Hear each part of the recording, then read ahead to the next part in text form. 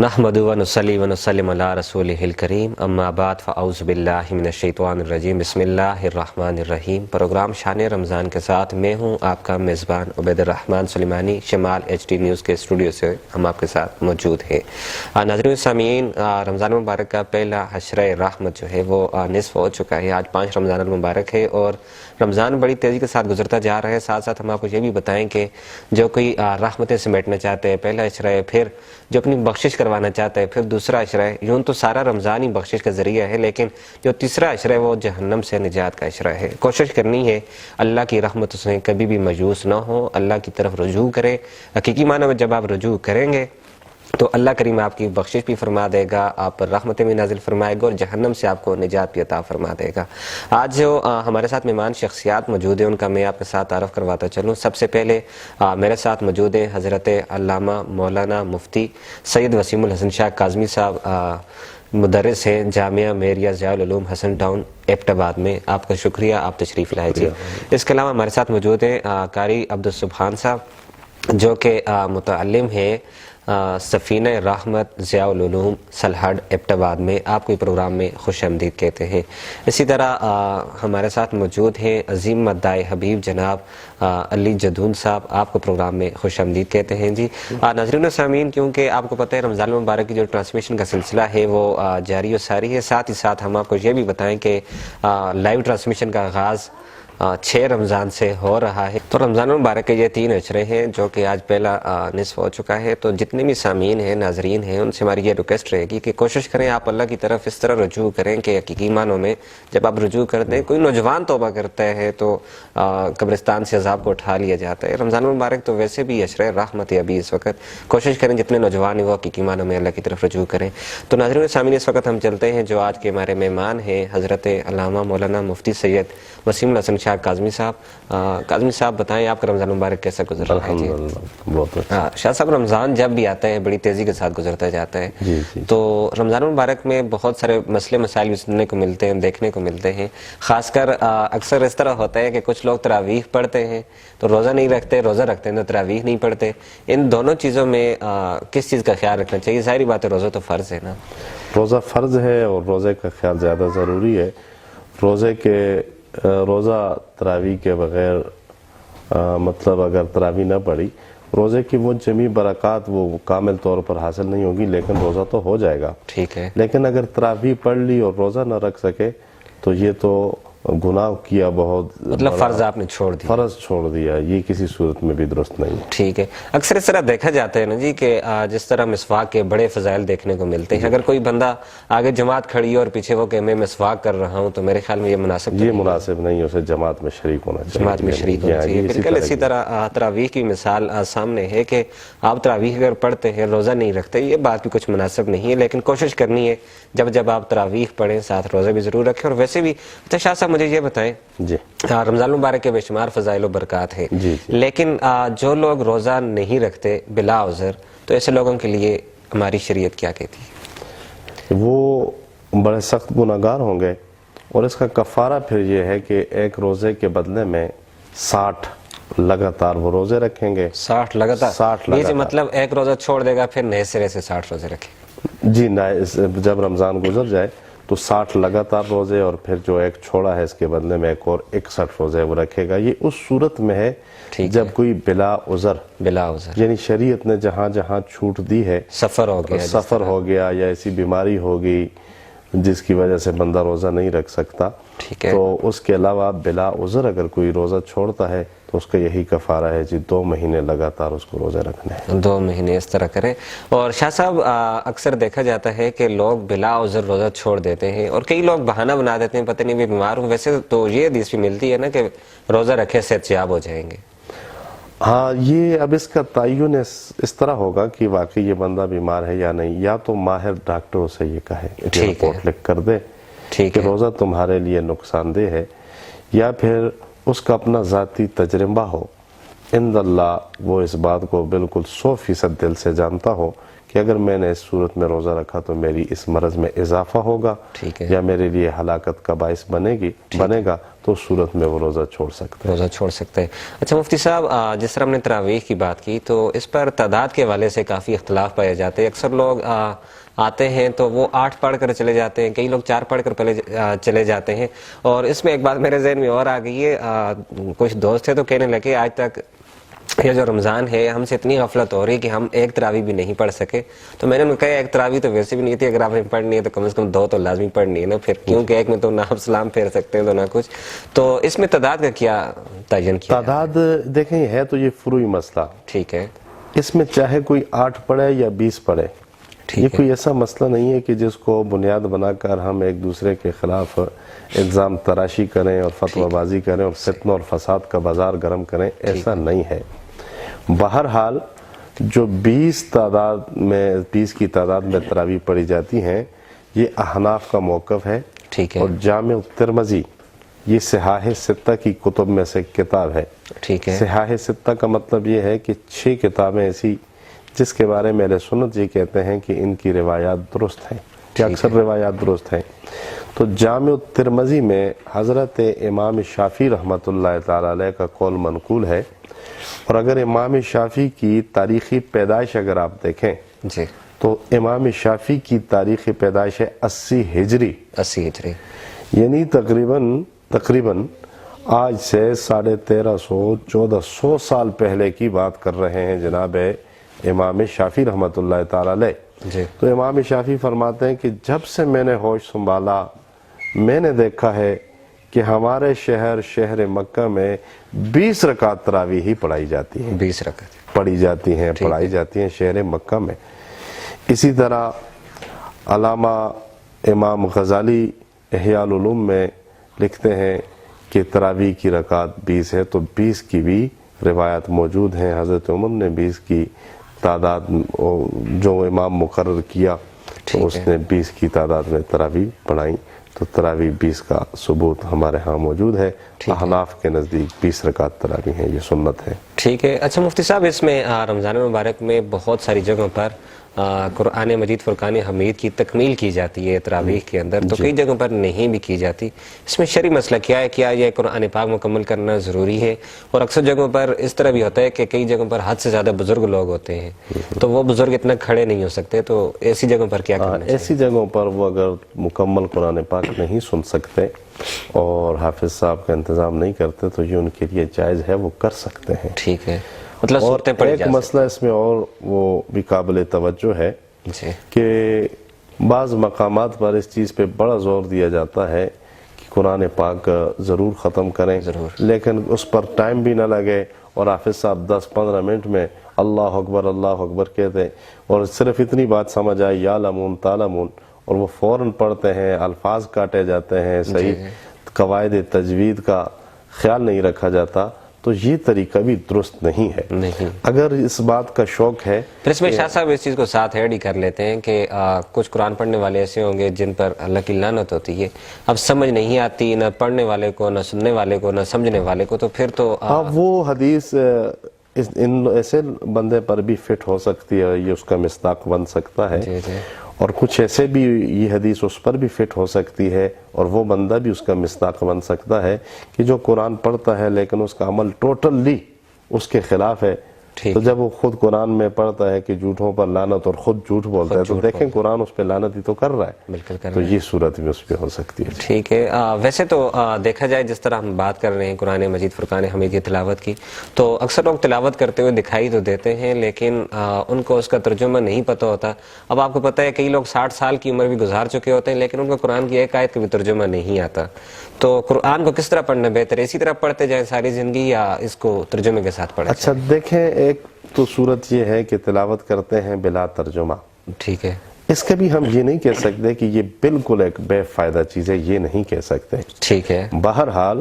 قرآن کی تلاوت کرنے پر بھی، اس کا تلفظ ادا کرنے پر بھی ثواب ہے۔ یہ حضور نبی کریم صلی اللہ تعالی علیہ وسلم کی حدیث شریف کا مفہوم ہے کہ حضور نے فرمایا کہ جس نے قرآن مجید کا ایک حرف بھی پڑھا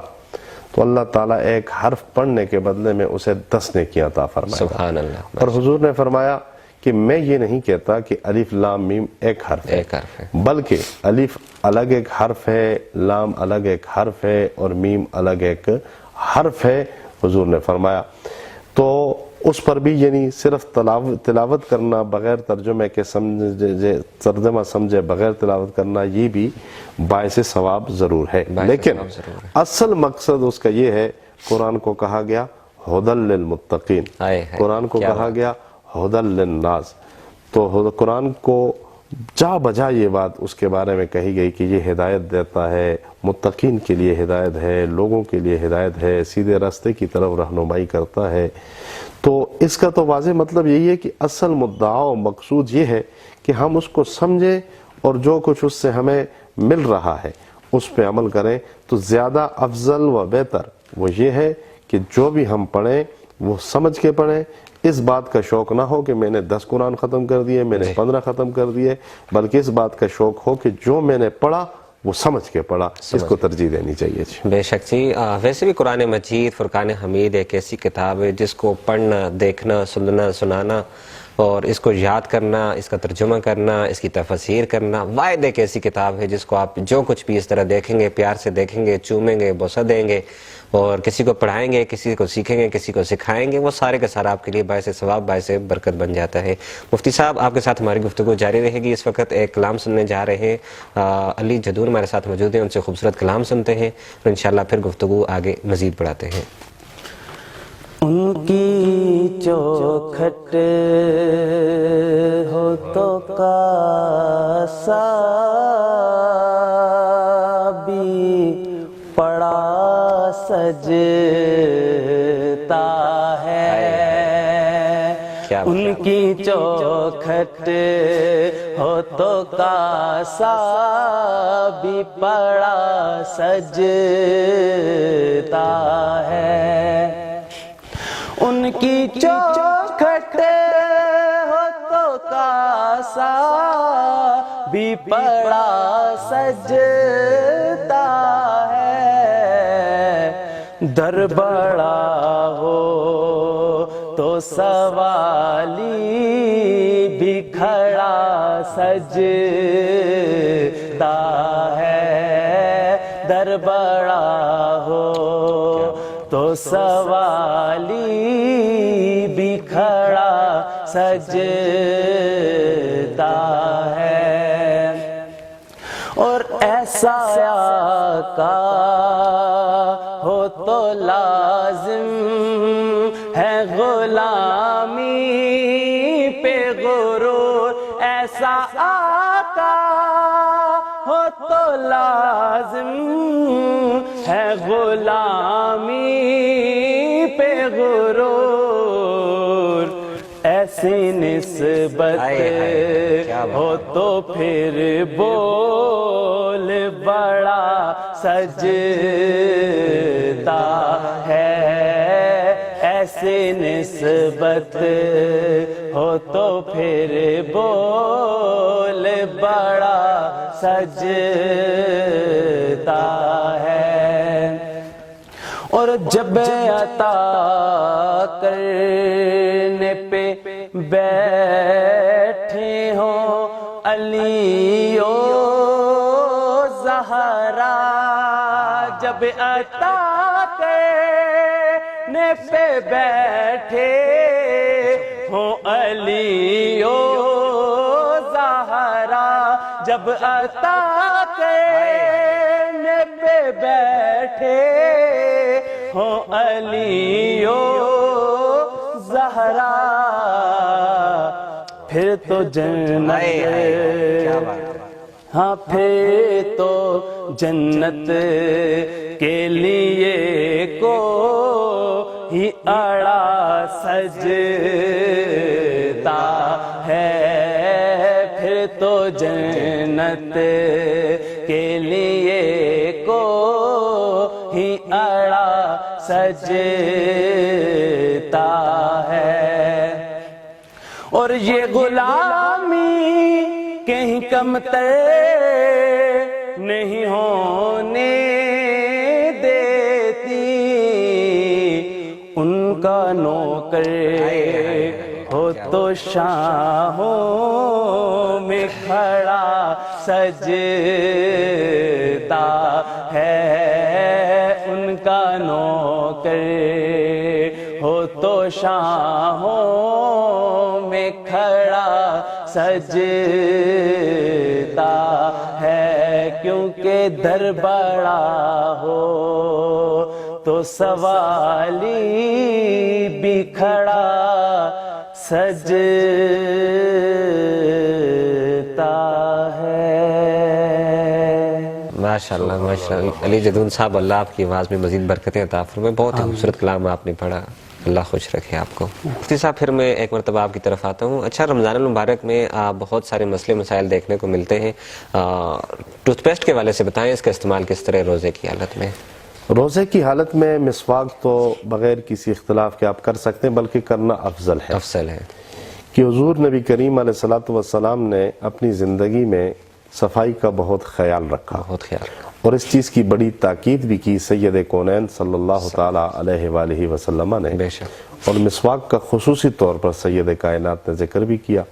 اور اس کو کثرت کے ساتھ استعمال بھی کیا، تو مسواک تو کر سکتے ہیں۔ اور بعض لوگوں کا یہ خیال ہے کہ مسواک نہ کی جائے یا خشک نہ کی جائے یا تر، یہ کوئی غلط، اس کا کوئی اثر نہیں۔ مفتی صاحب ایک چیز اور فوری طور پر ذہن میں آ گئی ہے، مسواک کرنے کے ساتھ ہی ساتھ جب اکثر لوگ وضو کرتے دکھائی دیتے ہیں تو وہ مسجد کے اس طرف وضو کرنے والی جگہ پر موجود ہوں یا اپنے گھر میں موجود ہوں تو وہ کئی دفعہ آپ کو تھوکتے ہوئے نظر آئیں گے، بار بار وہ تھوک رہے ہوتے ہیں، تو کیا اس طرح کرنا چاہیے یا لوگ کیا سمجھتے ہیں اس چیز کو؟ اگر وہ مسجد میں تھوکتے ہیں یا ویسے راستے میں بار بار تھوکتے ہیں تو یہ عمل ان کا مناسب نہیں ہے۔ تو ٹوتھ پیسٹ کا آپ نے پوچھا، مطلب اکثر لوگ ویسے ہی سمجھتے ہیں کہ پتہ نہیں ہمارا اس طرح روزہ نہ ٹوٹ جائے، ویسے ہی لوگوں کے اندر اس وجہ سے نا یہ تو غلط ہے۔ ٹھیک ہے، بالکل، یہ جتنے وسوسے اپنے دل میں ڈالیں گے اور جتنے وہم پیدا کریں گے یہ اسی طرح اس میں اضافہ ہوتا رہے گا۔ بس مسواک کر دی، کلی کر دی، کلی کا پانی جو منہ میں جمع تھا وہ پھینک دیا، اب بار بار تھوکنا اس شعبے سے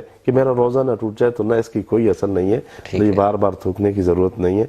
یہ اس کو ختم کرنا چاہیے، یہ بری عادت ہے اور اس سے بندے کو نقصان ہوتا ہے اور اس کے ہمیشہ ایک وہمی ذہن بن جاتا ہے، اس سے روزے میں کوئی فرق نہیں پڑتا۔ اچھا مفتی صاحب، سوال تو یوں تو بہت سارے ہیں لیکن آخری سوال میں آپ سے کرنے جا رہا ہوں، وہ اس طرح ہے کہ رمضان المبارک میں اکثر لوگوں کا غصہ بہت زیادہ آتا ہے، غصہ جب آتا ہے اس کے نقصانات کافی دیکھنے کو ملتے ہیں، گھروں کے اندر لڑائیاں جھگڑے ہو جاتے ہیں، فتنے فساد ہو جاتے ہیں اس طرح،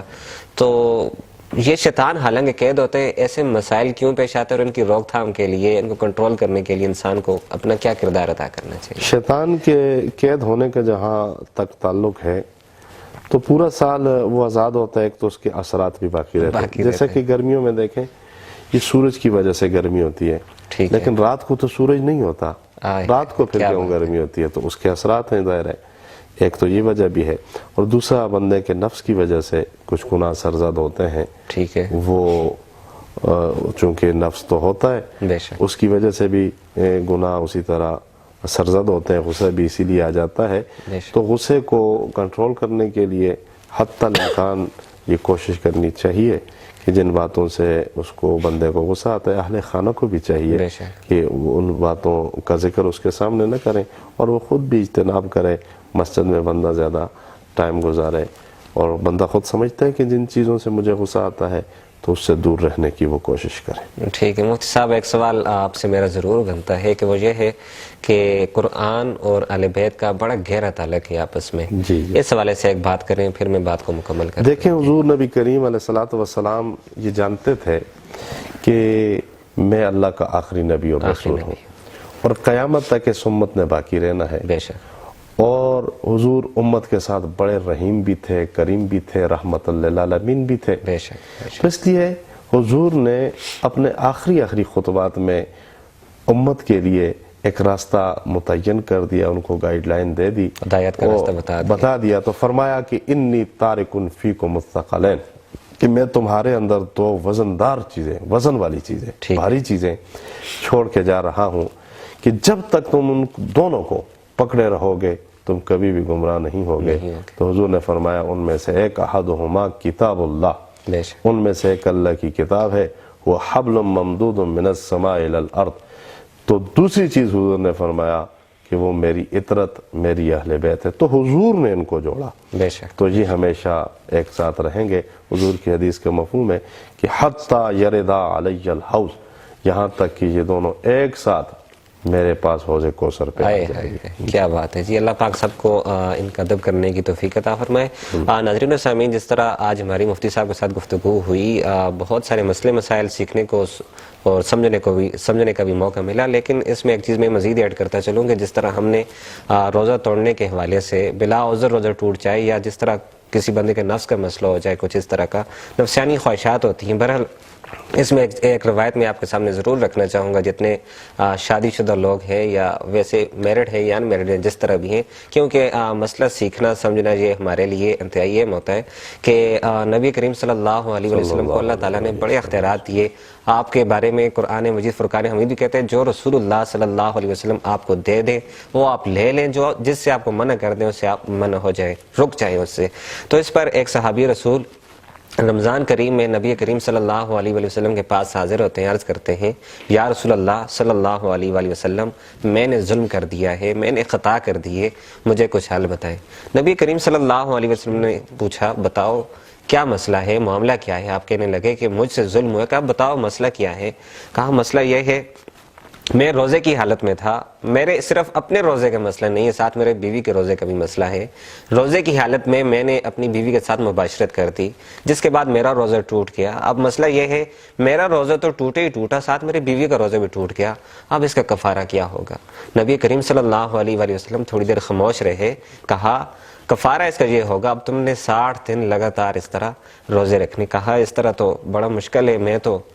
کمزور سے ہوں، اس طرح روزے کہاں رکھ سکتا ہوں میں، 60 روزے وہ بھی لگاتار کہاں رکھ سکتا ہوں؟ کہا پھر اس طرح کریں آپ 60 مسکینوں کا کھانا کھلا دیں۔ وہ صحابی کہنے لگے یا رسول اللہ صلی اللہ علیہ وسلم میں اتنی استطاعت نہیں رکھتا، غریب آدمی ہوں، کہاں یہ کام میں کر سکتا ہوں؟ آپ صلی اللہ علیہ وسلم خاموش ہو کر بیٹھ جاتے ہیں، صحابی بھی پاس بیٹھ جاتا ہے، کہتے ہیں آپ بیٹھو، تمہارے معاملے کو میں دیکھتا ہوں، سوچتا ہوں، اس پر میں کچھ نہ کچھ کرتا ہوں۔ نبی کریم صلی اللہ علیہ وسلم آپ کو اللہ نے اختیار عطا کیا ہوا تھا، آپ جیسے ہی بیٹھے اتنے میں ایک عرابی آتا ہے، آ کر برگاہ مصطفیٰ میں حاضر ہوتے، کھجوروں کا ٹوکرا سر پہ رکھا ہوا ہے، آ کر پیش کرتے ہیں یا رسول اللہ صلی اللہ علیہ وسلم یہ کھجوروں کا تحفہ ہے، اس کو آپ قبول فرما لیں، اس کو غریبوں میں آپ بانٹ دیں۔ نبی کریم صلی اللہ علیہ وسلم کے سامنے وہ کھجوروں کا ٹوکرا رکھا ہوا ہے، اس صحابی کو کہتے ہیں کہ اے صحابی یہ کھجوروں کا ٹوکرا اٹھا کر لے جاؤ، جاؤ جا کر غریبوں میں بانٹ دو۔ وہ بندہ آپ دیکھیے، یہ پیار محبت عشق کی باتیں ہیں۔ نبی کریم صلی اللہ علیہ وسلم کے پاس وہ صحابی اس کھجوروں کے ٹوکرے کو اٹھا کر اپنے سر پر رکھتا ہے، کبھی آگے دیکھتا ہے، کبھی سرکار کو دیکھتے، کبھی آگے دیکھتے ہے، کبھی سرکار صلی اللہ علیہ وسلم کو دیکھتا جاتا ہے۔ جیسے ہی کچھ لمحات گزرے، آ کر پھر برگاہ مصطفیٰ میں حاضر ہو گئے، کہنے لگے یا رسول اللہ صلی اللہ علیہ وسلم آپ نے کہہ تو دیا جا کر ان کو غریبوں میں تقسیم کر دیں، تو یا رسول اللہ صلی اللہ علیہ وسلم مجھ سے زیادہ تو غریب بھی کوئی نہیں ہے کہ میں کسی اور میں کیسے بانٹوں گا؟ تو نبی کریم صلی اللہ تعالی علیہ وسلم نے ارشاد فرمایا کہ اے صحابی جاؤ تم بھی کھاؤ، جا کر اپنے گھر والوں بھی کھلاؤ، تمہاری طرف سے یہ کفارہ ادا ہو جائے گا۔ یہ اختیارات مصطفیٰ ہیں۔ پر المفتی صاحب آپ کا بہت بہت شکریہ۔ اس مسئلے کو بیان کرنے کا مقصد یہ تھا کہ اللہ نے نبی کریم صلی اللہ تعالی علیہ وسلم کو بے شمار خصائص عطا کیے ہیں، نبی کریم صلی اللہ تعالی وسلم کو بے شمار شانیں عطا کی ہیں، اس میں یہ شان بھی ہے کہ آپ جس کو جو چاہیں عطا کر دیں، جس سے چاہیں بندے کو روک دیں۔ اس میں بہت ساری مثالیں، لیکن یہ بات سمجھنے کی تھی۔ اچھا مفتی صاحب آپ کا بہت بہت شکریہ۔ پروگرام کو اختتام کی طرف لے کر چلتے ہیں۔ ابھی ہمارے ساتھ جو دوسرے سنخان مصطفیٰ ہیں، قاری عبدالسبحان سفینہ رحمت ضیاء العلوم میں وہ زیر تعلیم ہیں، ان سے بھی کلام سنتے ہیں اور پھر پروگرام کا اختتام کرتے ہیں۔ میرا گدا میرا منگتا میرا غلام آئے، خدا کرے کبھی تیبا سے یہ پیام آئے، خدا کرے کبھی تیبا سے یہ پیام آئے، درود سید کونین کے وسیلے سے، درود سید کونین کے وسیلے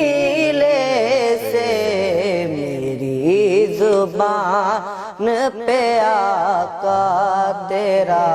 ہی نام آئے، میری زبان پہ آقا